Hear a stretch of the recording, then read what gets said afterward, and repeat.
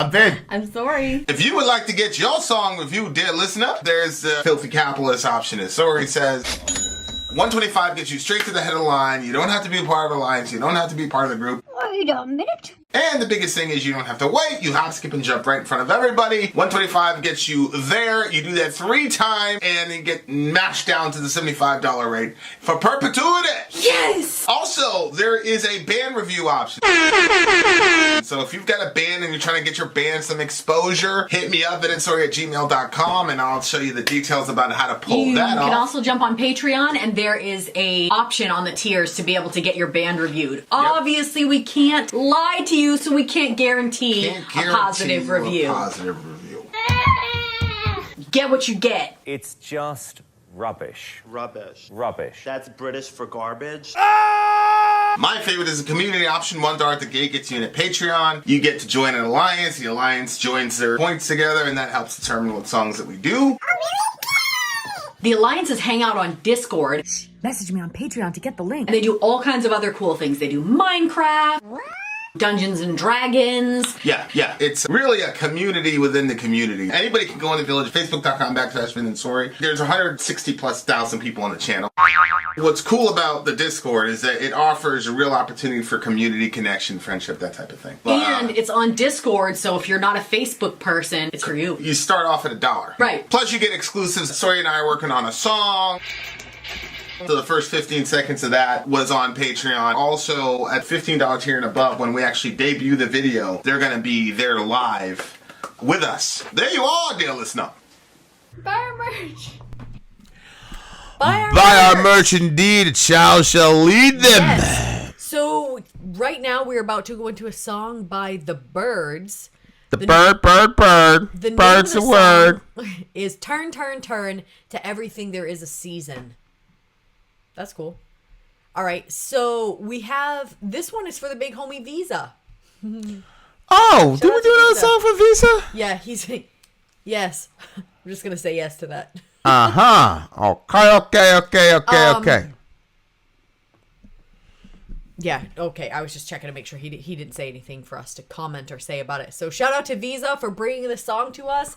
And if you two are interested in getting a song reaction done by us, email us at vinandsori@gmail.com. Byrds. Or rewatch the commercial that you just saw. It'll give you the directions on what to do. Directions.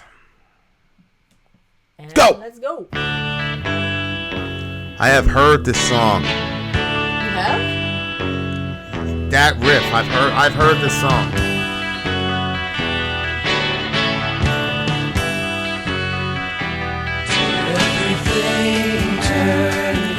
Oh, I have two. There is a season, turn, and a time to every purpose under heaven.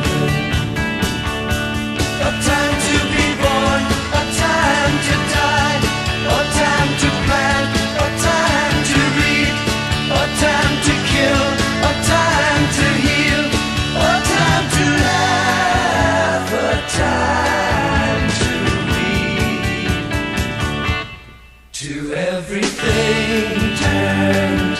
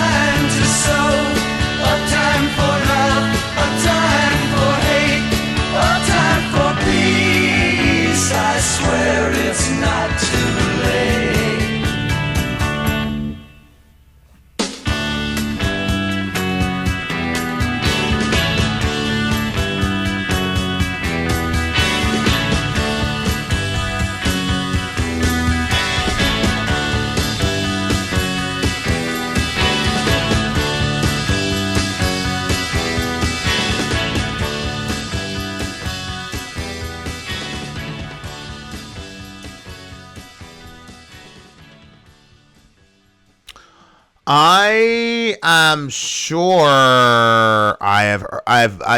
okay, so I used to be obsessed with this show called The Wonder Years. Yeah. I loved it. I loved the show. Okay. So it's Kevin Arnold. He's in his green, what do you call it? Jets jacket. And it was him and his buddy Paul. It was Marilyn Manson. Okay. It wasn't Marilyn Manson, but he looks like he could have been Marilyn Manson as a kid. And Winnie Cooper was his girl. And Winnie Cooper's brother died in Vietnam. It was like the first or second episode. So it was like him talking about it as an adult. So he was the narrator as the adult, and you're watching him as a kid.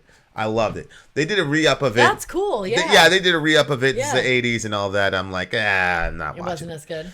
I'm not watching it because it's like a classic show. Oh, wow, okay. All It's a right. classic show. It's Fred Savage, one of Kevin Arnold in his jacket. That's the Wonder Years. That's what I want for the Wonder Years, okay? That's it. But so anyway, this song, they played this song a lot in that show. Oh, really? Yeah. Like I didn't know the whole.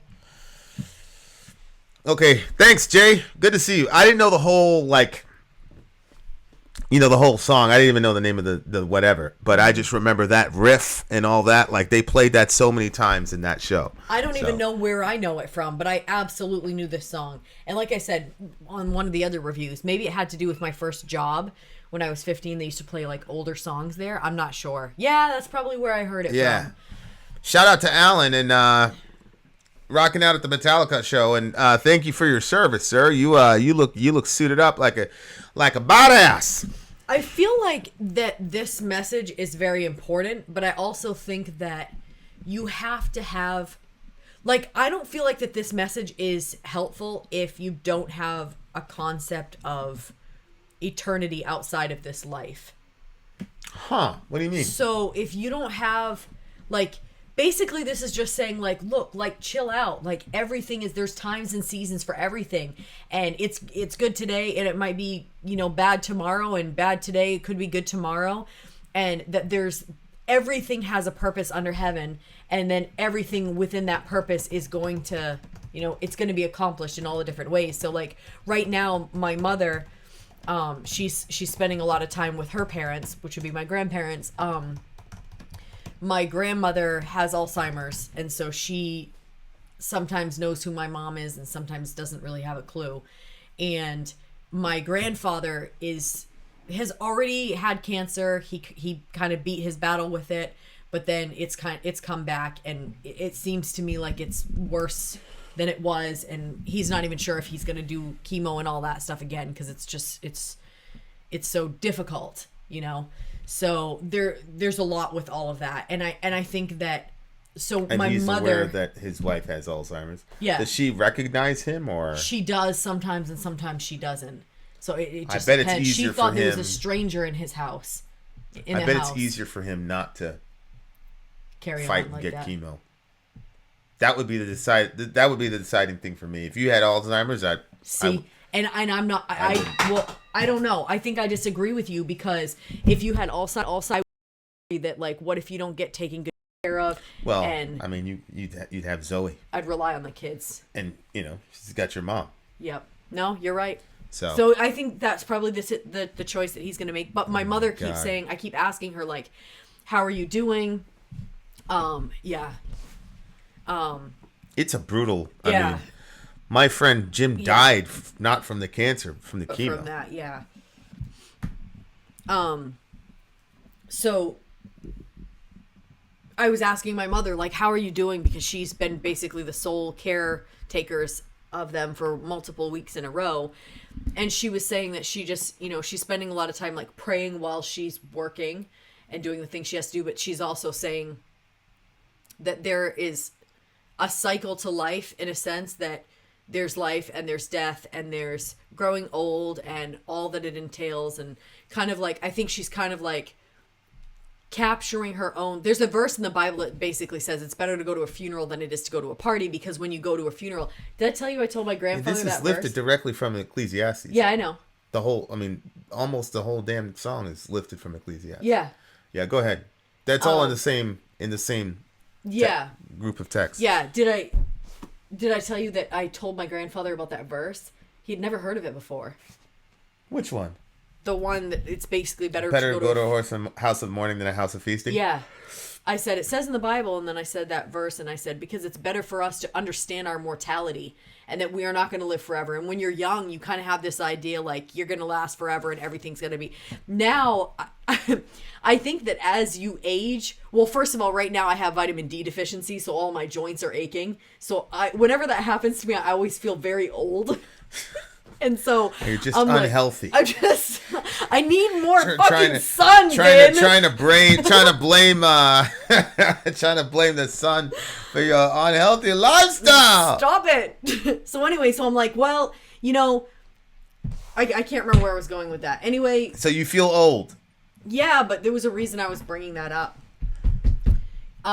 So I said that verse to him, like it's better to go to the house of mourning than the house of feasting, because you recognize that, and then you can kind of contend with your mortality and say to yourself, well, hell, if my life is going to end, and if there is something beyond that, well, what could it be? And is there any way for me to influence my ending over there? Like what's life going to be like on the other side, and all those different things, and just to consider that mortality and all that. But anyway, I told him that verse, and he said, oh really? He'd never heard of it before. He was like, it was very fascinating, he thought. Really? Yes, it was so interesting. But huh. But yeah, this is in Ecclesiastes, and you see this, and so like I said before, I think that if I can say to myself, well, this life is a snapshot in an entire eternity, then the trials and the troubles that I face today, they won't go on forever.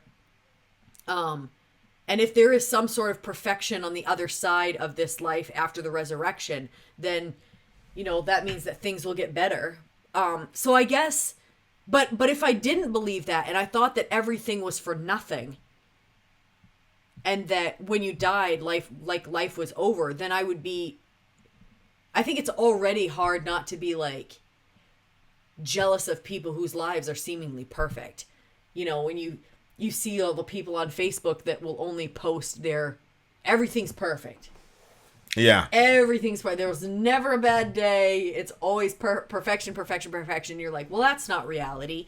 But I think that, there are some people where it's like, there are some people in our lives, like right now, where I'm like, are you freaking serious? Like, how many more things can go wrong for these people? Like, yeah, you know what I'm saying? Like, there's just there's just some people just get such a I don't know. Anyway, go ahead. Well, my man Montana of 300, he's got this song called God Strong. Mm-hmm. And he said, and none of us would value life if God didn't limit the time. We talk to the clouds with hopes that the ones we lost still live in the skies. Mm-hmm. So you got to show the Lord you're thankful when you're given the time. So it's a really interesting thing. Like, we wouldn't value life if God didn't limit the time. Which is really interesting because, the typical, if you're an atheist, how do you avoid nihilism? And I think the best comeback, it was one of the best comebacks I've ever heard in my life, period. Rap battle, philosophy, anything. And the atheist guy goes, because I know that this life is all that I have, so I got to max out on the joy. You're saying you're going to live forever, so this life is kind of meh. So why do you value life? So I was like, yo, I wonder how this guy's going to respond. And there was really not much of a response. I would probably say, like, the experiences. What would you say? What do you mean? I don't think that... I think that for him, if his goal is hedonism, then that's a very good argument, and it's impossible to refute that argument. The problem is that there are moral questions that come in when you don't have a God and all the rest of it. I mean, I didn't want to get into that, but my point is that I do respect that mindset from my atheist friends. Like, I do respect that, and I do understand that, and I think that it's an incredibly cogent way to live individually. Mm-hmm. Obviously, if the sky is truly empty, you cannot impose that on other people, right? Mm-hmm. So it works for the individual, but it doesn't work for culture building. Yeah. But I wasn't trying to refute that point. I was just like, yeah, okay. And And then you think to yourself, like, okay, the wages of sin is death. Well, why is the wages of sin death? Why is death a necessary consequence of sin from a Christian worldview? Like, that's a really interesting question. Because we say, why do we die? And we say, because we sin. Yeah. But why don't we ask a follow-up question? Well, what is the correlation between sin and death? And so, What do you mean? It says the wages of sin is death. Did I misunderstand your question? Yeah, the wages of sin is death. So you say, why do we die? You say, because we sin. But the question is, why does God give the death penalty for sin? What is he trying to accomplish with that? Oh. That's what I'm saying. Okay. And then Paul takes it further when he says that God subjected the world in hope in bondage to decay. Yeah. Yeah. Paul is saying God did that, not the devil. The devil doesn't subject the world in hope for anything. So God put the world, because Adam sinned in our story, God put the world basically on a death notice. And it's not just us, but the entire freaking universe, or we call it entropy, whatever you want to say. And that is a really, really fascinating question. And I think, if we believe that we would just live forever and all that, you could just live forever and cruise around, and there was never going to be a final eschaton or a great assize where you answer for what you've done, or you are basically rewarded for what you've done, then it creates this sort of frivolity in the world where you just do what you want, nobody cares about anything.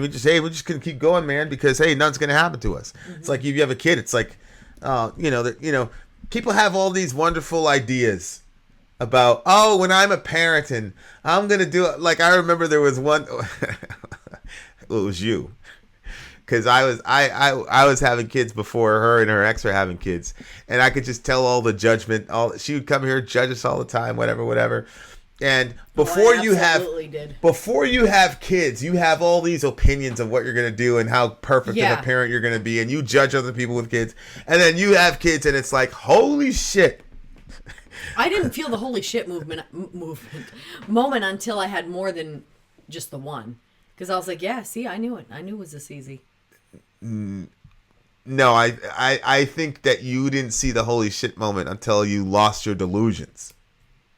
Because you were convinced that that little girl was as pure as the driven snow. Right. And you deluded yourself with that. I did. And the minute that you lost that delusion, then you had, So, like, but I understand, like, before you have kids, like, I remember one time when we first started the channel, it was a bunch of, barely 20-somethings with no kids telling us how to it's like, okay, man. But my point in saying that is to say, we always say, oh, well, if I was running the universe, I would do it differently. You know what I'm saying? I wouldn't have death and things of that nature. But that's because you've never made a world. You're speaking from a vantage point you know nothing about. But it is very interesting, like and we don't know how wide does this panoramic view go? You know what I mean? Correct. Like, we can only see a piece. Correct. And we can assume the pieces that kind of surround it, but you have no friggin' clue how many puzzle pieces are there to this thing. Yeah. And that's exactly it, right? The guide, a time to gain, a time to lose, a time to rend, a time to sow. I do think, like, there's this passage in the Quran it's kind of like overly simplistic, but I've heard it repeated by Muslims over and over again, and it gives them so much courage. After difficulty comes ease. And that is like one of the biggest... Well, we have something like that too. That's one of like the biggest things for them. Like, after difficulty comes ease. And it's like... Joy comes in the morning. Morning may last for a night, but joy comes in the morning. Yeah. Although... What? You disagree? Well, I think ease is a lot of a lower sell than joy. Right? Like... Lower sell. I think it's so funny the way you word things, but you're right. Well, they always tell you, like, undervalue yourself so that when you come over, they go, oh my God, you did better than you thought. So, yeah, the joy comes in the morning thing is very, very difficult. Because people are like, yo, it's the morning, I'm miserable as hell. And then, you know, people come around and say, well, joy isn't an emotion. That's a lie. Joy is absolutely an emotion. I'm sorry. What? Somebody said joy's not an emotion? Hal used to say it's a choice. Oh, my God. Joy is a choice. You said that about love as well. Joy is a choice. Love is a choice. Yada, yada. But my point is, like, everybody's got to have those things to where you got to understand. I finished my gallon of water a day. It's healthy. It's healthy to know that after difficulty comes ease. It's also healthy to know that after ease comes difficulty. Mm-hmm. It's important to understand. So, like, we're in the middle of launching this business or whatever, and it's gonna go well. It's gonna go very well. But I told you, I said there's gonna be 2 or 3 hiccups, challenges along the way. Mm-hmm. I just know it because it's too sweet of a situation for it to just go smooth. Yeah. And the way my life has gone, like, so I think it's healthy, but that's a way of balancing naivete and just rank pessimism. Mm-hmm. Naive people get destroyed by the exigencies of the world, and pessimists get destroyed because they cannot enjoy anything in the world. No, because you're always thinking, okay, what shit's gonna come next? Yeah. That's definitely not a healthy way to live. Yeah. So, like, that's one of those things. So everybody, I don't care what your philosophy is, you've got to understand that. Like, you've got to understand the cyclical nature of time. You know, the real big one. The first time I really understood the cyclical nature of all this was with the "I Love You Forever" book, where the mom is carrying the mom carries the baby upstairs and she takes care of her and says, "I love you forever," blah blah blah. And then the kid grows up or whatever, and then the kid is carrying the mom because the mom is now sick, and then the kid lays the mom down, "I love you forever," and then the mom dies, right? Yeah. So it's like very depressing book. My first grade teacher read that to me. I'm like, what the hell is this? Yeah, but because I had just been separated from my mother. I finally got back with her, and now I'm reading this book about, like, this guy's burying his mother. I'm like, yeah, I'm done, bro. Do you want that? Yeah. You don't want to put it up? Yeah. I mean, you do whatever you want with it, but, like, I'm not a fan of it. I mean, you still have your mother, so it's a little bit different with you. But like that shit was just like, damn. I was a first grade. I remember thinking to myself, like, yeah, that shit's gonna happen. Like, my mom's gonna die one day, bro. And I was like, damn. And I was, like, messed up for the rest of the day. My mom was like, what's wrong with you? What's wrong with you? And it was the one time, like, I was messed up from school. I couldn't talk to her about it. Because I was thinking to myself, like, what's she going to say to me? She's not going to die? You know? Like, the only thing that saved me, like, when I was a little bit older, she started telling me about the rapture. And she was saying that Jesus was going to come before the year 2000. So I was like, oh, you know, probably that's what she would have told me. But she never told me about that rapture shit until much later. Until once she started... Once she started seeing I was really interested in theology, she would just let it go. But yeah, like, that was the one time, like, you know, when my mom walked me through everything. When I found out about the Holocaust and, like, my whole world was ruined, like, she walked me through it. When I discovered that you know, that there were certain people that didn't like me for no reason, she walked me through it. Like, but that one, she couldn't walk me through that one because she was the subject. So, wow. That was, but that's when God showed up and said, "Yeah, I'm gonna be there, though, bro." And sure enough, man, when I got that call, like, it was a difficult situation, but he definitely showed up like he told me he would when I was in the first grade. So, shout out to the homie for that. Yeah, and obviously, like, you know, I didn't get a lot of time. Like, I didn't get a lot of time to myself. Like, when that happened, because we were calling because we get confirmations and the coroner, and I had an idea what happened. They tried to say it was natural causes, and I knew it wasn't natural causes, so I had to fight for, you know, you were there for most of it. So, but when I actually got time to, like, be quiet, be by myself, I was expecting, like, this is going to be some torture, but it wasn't because God showed up and gave me the comfort. I mean, you're, you know, difficult situation. And when God comforts you, like, it doesn't necessarily mean, like, oh, all this feeling's gone. Like, I have God now, so I don't care that my mom's dead. Like, I'd trade anything to see my mom again. I wish my mom could see what we were doing, because my mom is the only one out of all of our parents that would understand what we're doing.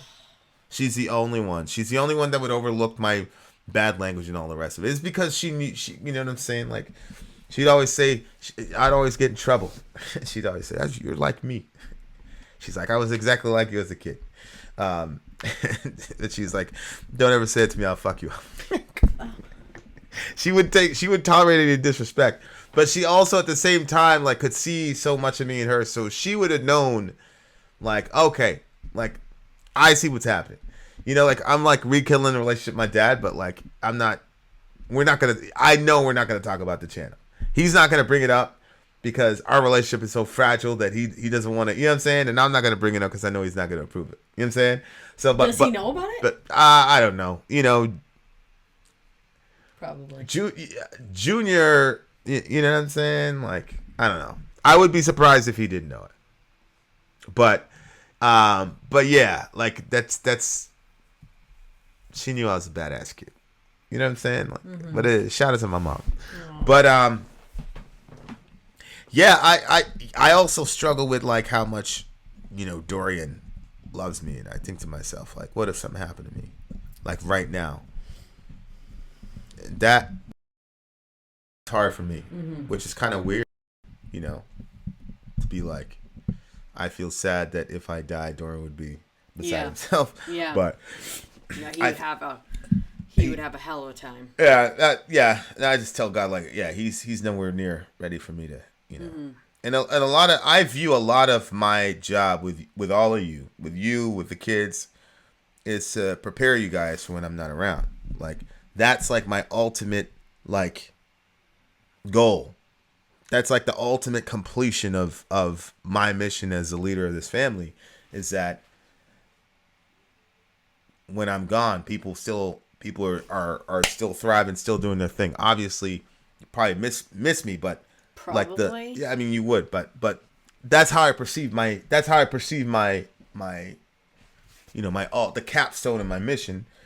You know, because Jesus did that. You know, he was with him for 3.5 years, and he prepared them for life without him physically here, and handed them off to the Holy Spirit. So, you know, when I'm teaching you guys, or we do the Bible devotions or whatever, like that's kind of my goal. It's like one of these days, Dorian's gonna have to stand up and do whatever because I'm gonna be gone, and you know, that's a lot of what I'm trying to do. And it's not like I have some crazy premonition or whatever. I'm just very, very focused on it, just because death is something that's always like been in our face, you know, growing up all the time.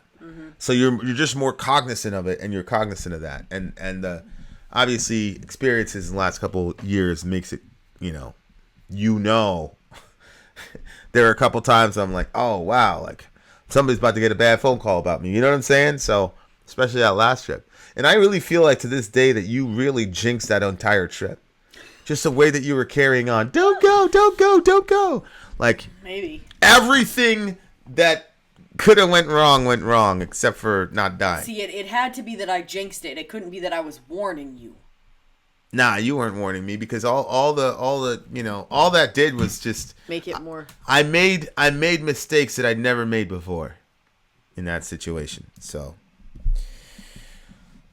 but it is what it is. Oopsie. But yeah, whoopsie indeed. Tell that to anyway. So yeah, it's a good song, and it's every person on the planet like has to. You got to have that kind of cyclical understanding, because if you don't, you're gonna have a very, very, very, very hard time. Very hard time. I liked the calmness of it too. Like, I feel like maybe at some points that I would actually use this song to kind of remind myself that there's a season for everything. So for me, this one's a 9.89. 9.89. This is an 11. This is a classic. What do you mean? This is like the sound of a generation. A 9.89. Okay. 10. All right, 10. Have your horrible I'm not opinion. going up to 11 though. 10. Hey, scroll up real quick though. She Don't Care About Time. Is that the name of the? Is that the name album? of the record? Yeah. She Don't Care About Time. That's what it looks like. The Byrds. Turn. No, I think Turn is the name of the actual record. I don't know. Anyway, the name of the song, I thought. well, sometimes they'll do the title track, right? Yeah, one and the same. Yeah, you're right. It's a really peaceful song. I like it. This has got to be an 11 for me. It's an 11. 10 for me. It's 11. To me, this is a necessary song. And that's when I said it's 11. It's like it's a necessary song. It must be listened to. And I don't think you can tell. All right, 11. You're right. It is necessary. I don't think you can tell the story of music in the Western world in the last 50, 60 years without telling the story of this song. Yeah. That's just my opinion. See. There you are.